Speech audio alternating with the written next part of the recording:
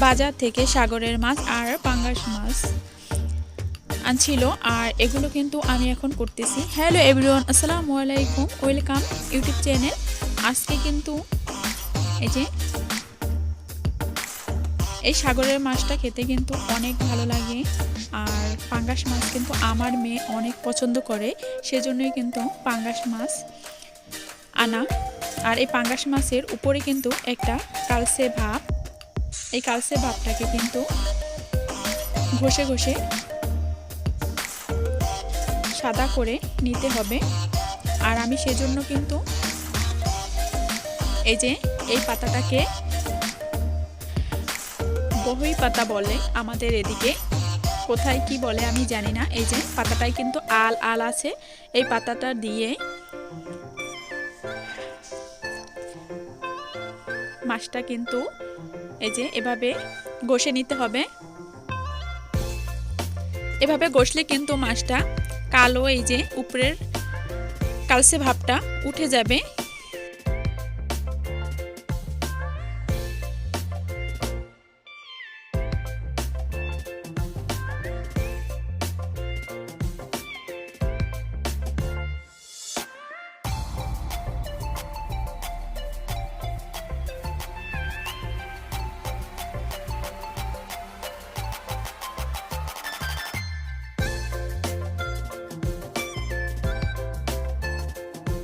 এই যে কত সুন্দরভাবে কিন্তু এই যে মাছটা একবারে সাদা ফকফকা হয়ে গেছে।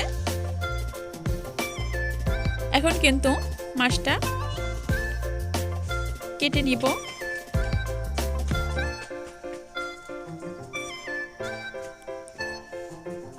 এই যে এভাবে কিন্তু ঘষে নিলে মাছটা দেখতেও ভালো লাগে, খেতেও ভালো লাগে। আর এই মাছগুলোকে কিন্তু কুটে নিব।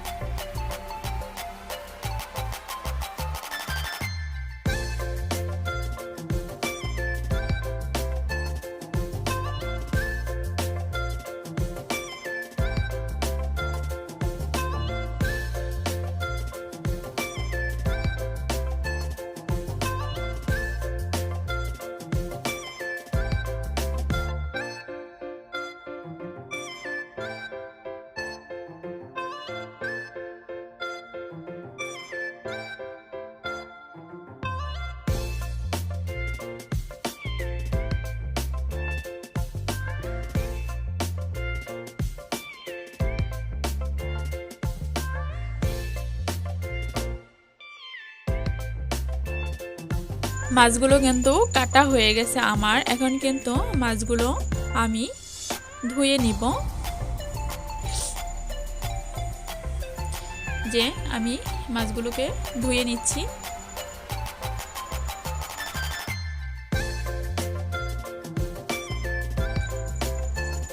আমার কিন্তু মাছগুলো ধোয়া হয়ে গেছে।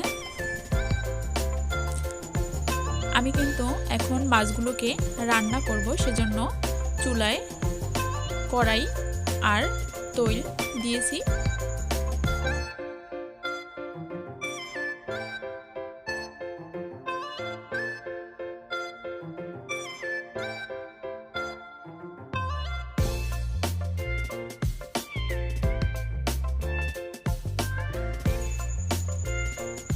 এটা কিন্তু মাটির চুলো, আর মাটির চুলার রান্নার স্বাদটা কিন্তু এমনিতেই একটু বেশি হয় আর ভালো লাগে।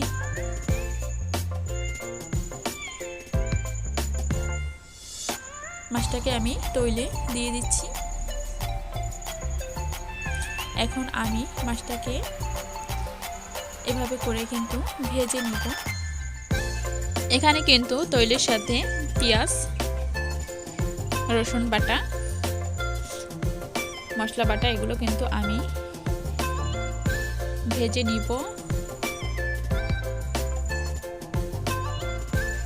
আমার কিন্তু ভাজা হয়ে গেছে। এখন আমি সামান্য পরিমাণে পানি অ্যাড করলাম, আর এখানে মরিচের গুঁড়ো, হলুদের গুঁড়ো, লবণ, এটাকে কিন্তু আমি এখন সুন্দরভাবে কষিয়ে নিব।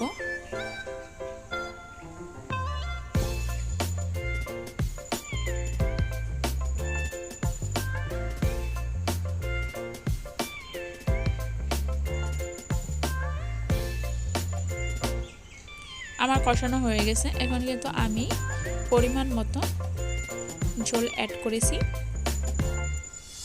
এখানে কিন্তু আমি মাছটা এই যে দিয়ে দিব।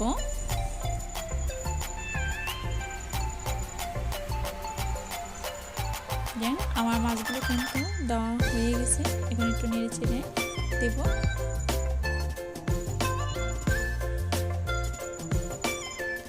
এই যে আমার মাছটা কিন্তু হয়ে গেছে একবারে ভাজা ভাজা। আজকের ভিডিওটা এ পর্যন্তই। কারো কাছে ভালো লাগলে একটি লাইক করুন, কমেন্টে জানান, সাবস্ক্রাইব করে আমার চ্যানেলের সাথেই থাকুন। আল্লাহ হাফেজ।